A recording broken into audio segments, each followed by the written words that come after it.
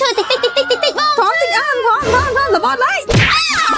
งัวพายบองสมัยนี้ให้นั่งបងឃើញទេការដែលបងប្រើមួយនេះហ่ะអាចជួយកាត់បន្ថយការឈឺចាប់នឹងជោគរយបានប៉ុន្តែបងនឹងជួបនៅបញ្ហាដូចជាវាខ្លះបិទឲ្យក្តៅខ្លាំងពេកអាចធ្វើឲ្យលៀសហើយនឹងឡើងកទួលស្បែកពិបាកបកចេញបើបកមកមានជាប់ជ័រសសរនឹងកទៀតបាននិយាយពីសក់ហើយនឹងរោមវិញណាអួយដល់មកតាមក្អៀតទឹកដុំហ្មងសប្តាហ៍ថ្ងៃបច្ចេកវិទ្យាកាន់តែទំនើបយើងអាចនឹងមកប្រើប្រភេទខ្លែងម៉ាសាចេះវិញងាយស្រួលនិងមានប្រសិទ្ធភាពខ្ពស់ជាស្ដែងនៅខ្លែងម៉ាសាអ៊ីរ៉េសនេះអញ្ចឹង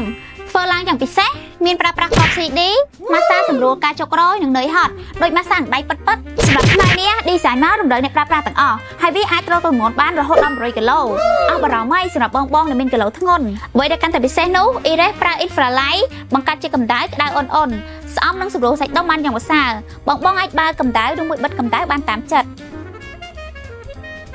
សម្រាប់ខ្លែងម៉ាសា Iris នេះបងអាចជ្រើសមុខងារប្រើប្រាស់ដូចជា relax mode strong mode និង gentle mode អញ្ចឹងបងអាចជ្រើសរើសទៅលើមុខងារដែលបងចូលចិត្តបានអ៊ីរ៉េសដែលចំណាឡើងសំខាន់គ្រប់ផ្នែកកោងនៃរាងកាយ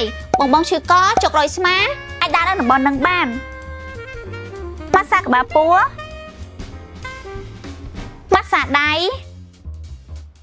ម៉ាសាផ្លូវនិងម៉ាសាកំភួនជើងយីរុំទៅអាចម៉ាសាបានបន្ទោខ្លួនហ្មងប្រើប្រាស់ខ្លែងអ៊ីរ៉េសអស់បារម្ភរឿងកកិតនិងរលាកស្បែកហើយដោយសារយើងប្រើប្រាស់ជាប្រភេទសណាញ់តន់និងស្វិតល្អជួយឲ្យខ្យល់ចេញចូលបានល្អ